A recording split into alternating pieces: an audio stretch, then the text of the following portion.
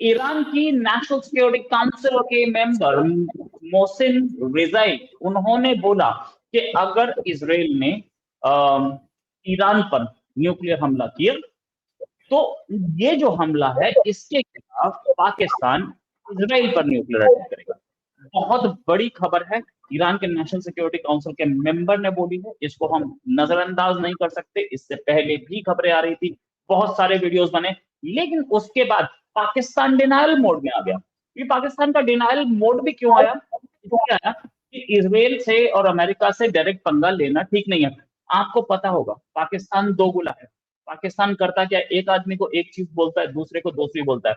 उसे नहीं पता था कि ये बात ओपन में आ जाएगी, ये बात पब्लिक में आ जाएगी, और ईरान को ये बात पता थी कि अगर हमने पब्लिक में नहीं बोला तो ये पाकिस्तान ने हमें जो बोला है ये झूठा साबित होगा।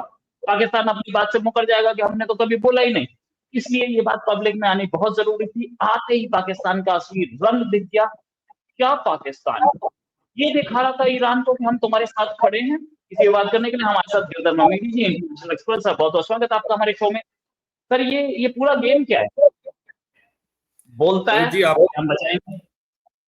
जी रोहित जी, आपके अपने दर्शकों को सबको प्रणाम, नमस्कार, जय श्री राम, हर हर महादेव, जय श्री कृष्ण। जय श्री कृष्ण। सर ये पाकिस्तान ने जो आश्वासन दिया, पाकिस्तान ने जो बोला कि हम हमला कर देंगे और उसके बाद मना कर गया, बोला तो जरूर होगा, बोला तो जरूर होगा। अकेला इस्लामिक बॉम्ब है, एक ही कंट्री है, ईरान से दोस्ती बनाने के चक्कर में है। ऑपरेशन सिंदूर के टाइम पे ईरान उसे सपोर्ट कर रहा था, कश्मीर पे ईरान पे सपोर्ट मिलता है पाकिस्तान को, तो बोला तो जरूर होगा। डिनायल मोड क्यों आया? ये क्या पाकिस्तान डर गया कि अब मेरे ऊपर भी हमला हो सकता है, या पाकिस्तान को दोगुला नेचर एक्सपोज हो गया? क्या सिचुएशन सर? देखिए, पाकिस्तान एक खोखला देश है, उसमें कुछ है ही नहीं है, रिटोरिक के सिवा कुछ है ही नहीं है उस देश में। तो उनके न्यूक्लियर वेपन्स भी उनका है या अमेरिका का है, ये भी बहुत लोग प्रश्न उठा रहे हैं आज। क्योंकि जब आप उनके उसके एयरक्राफ्ट क्या एयरपोर्ट्स पे और हमला किया हमने, और उनके रहीम यार खान हो या उनके सरगोदा पे हो या उनके कैराना हिल्स में हो या चगाई हिल्स में हो, जब भारत ने हमला किया है, उनका पूरा न्यूक्लियर एस्टैब्लिशमेंट जो है वो ठप हो गया। देखिए, न्यूक्लियर बॉम्ब अलग है, न्यूक्लियर बॉम्ब तो एक फिसाइल मटेरियल अलग जगह पे होती है, और उनका जो बॉम्ब का जो शेल होता है वो अलग जगह होता है, और दोनों को म्यूटेट करके उसको कम्युनिकेट करने का अलग होता है। ये तीनों मिलने के बाद, मिलाने के बाद ही वो बॉम्ब बनता है। अलग अलग जगह पे रखते हैं, वो प्रोटोकॉल्स होते हैं, कैसे इनको लेके आना है, कैसे इनको फ्यूज करना है, कैसे इनको डिप्लॉय करना है।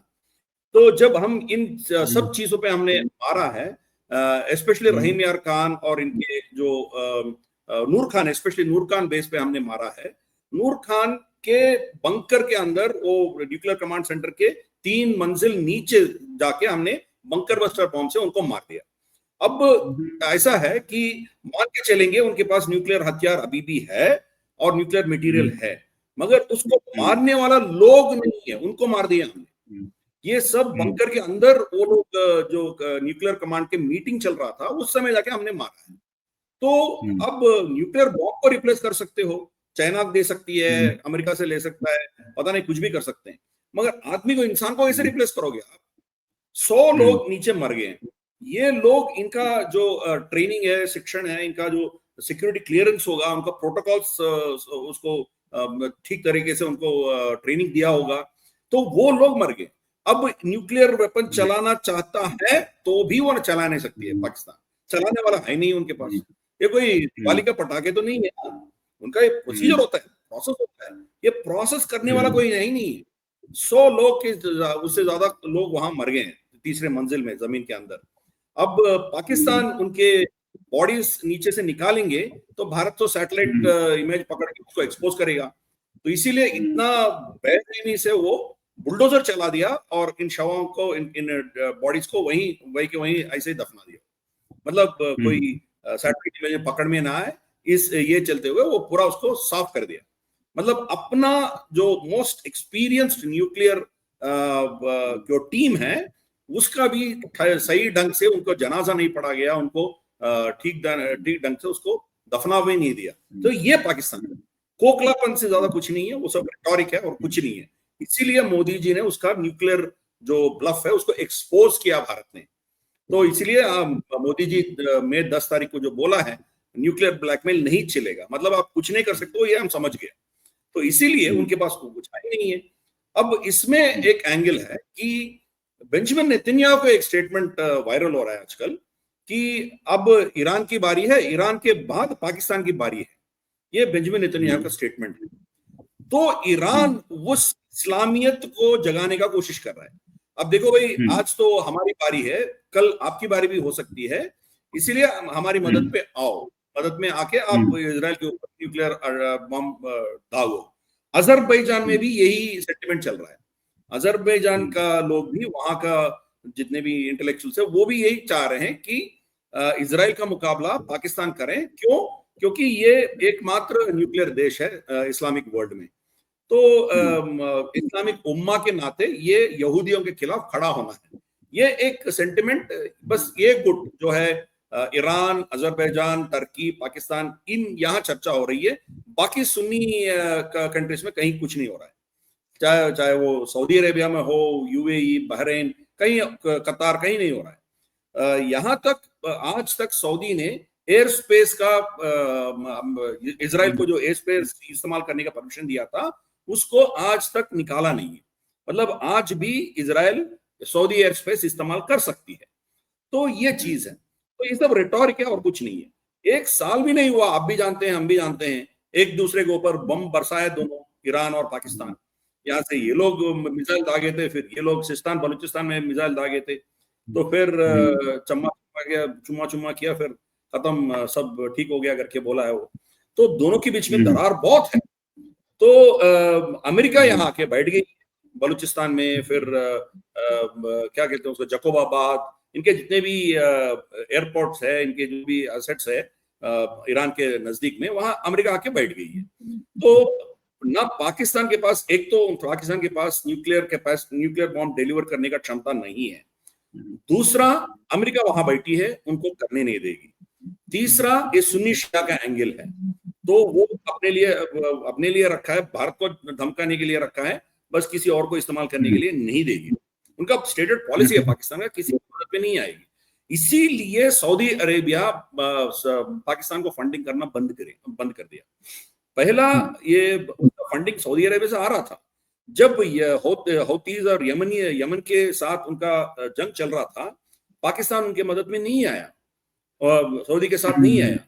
तो तब उनका पॉलिसी भी साफ था कि हम न्यूक्लियर बम जो है हमारे देश के जो इंटरेस्ट है उसी में इस्तेमाल करेंगे, किसी दूसरे देश के लिए इस्तेमाल नहीं करेंगे। ये पाकिस्तान का डॉक्ट्रिन है। तो इसीलिए धीरे धीरे से सऊदी अरेबिया भी इसको छोड़ दिया कि इससे हमें कोई लेना देना नहीं है, भारत के साथ जोड़ना शुरू किया।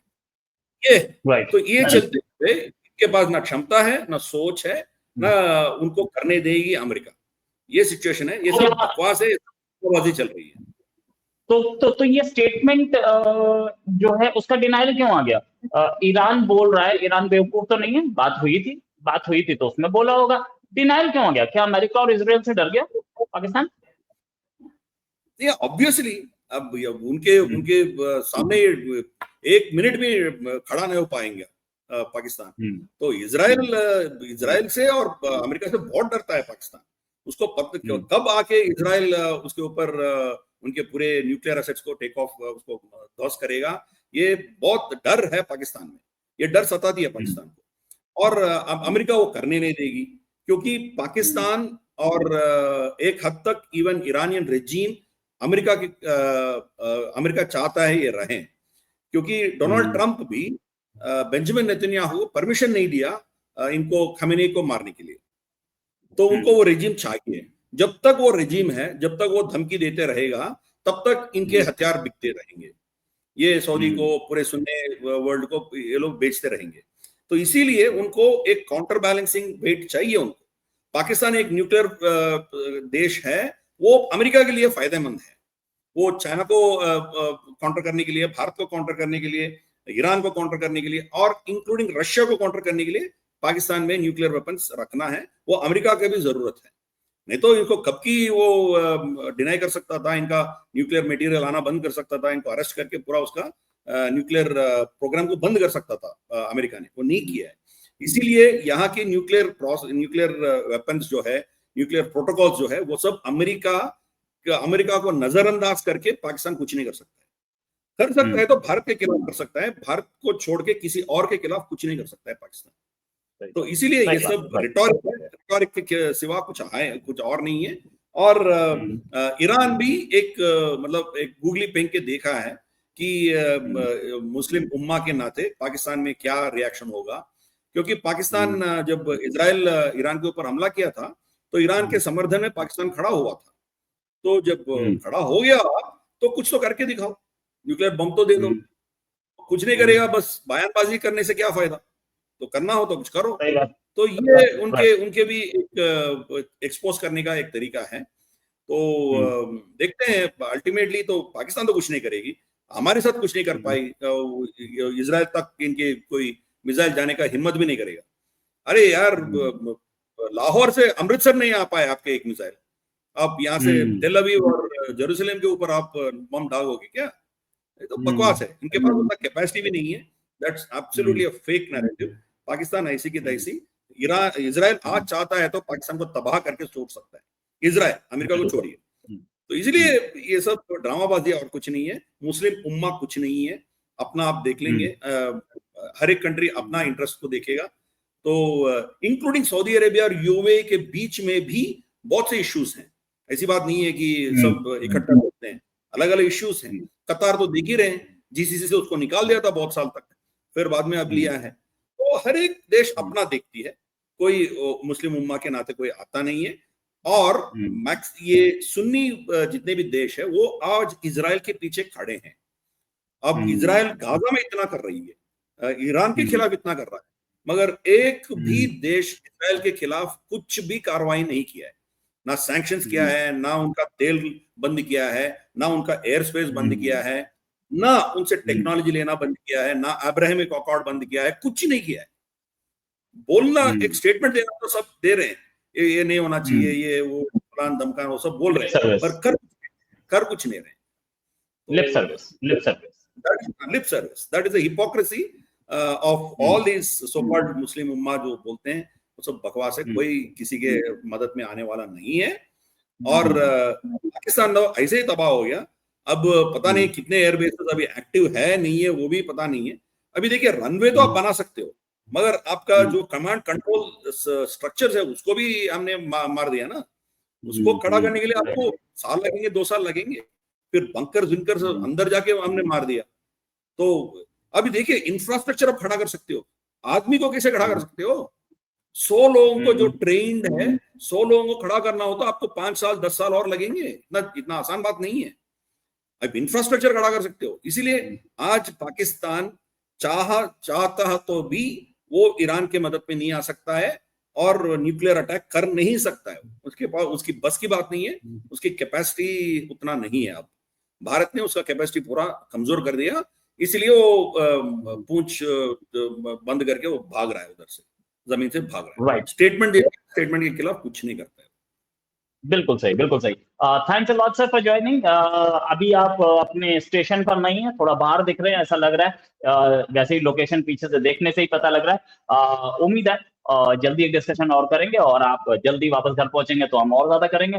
अभी जहां पर है वहां पर भी नेटवर्क तो बहुत अच्छा लग रहा है, और यहाँ से भी डिस्कशन कर सकते हैं। Thanks a lot sir for joining. उम्मीद है जल्दी एक डिस्कशन और करेंगे। अभी के लिए नमस्कार, धन्यवाद, जय हिंद सर।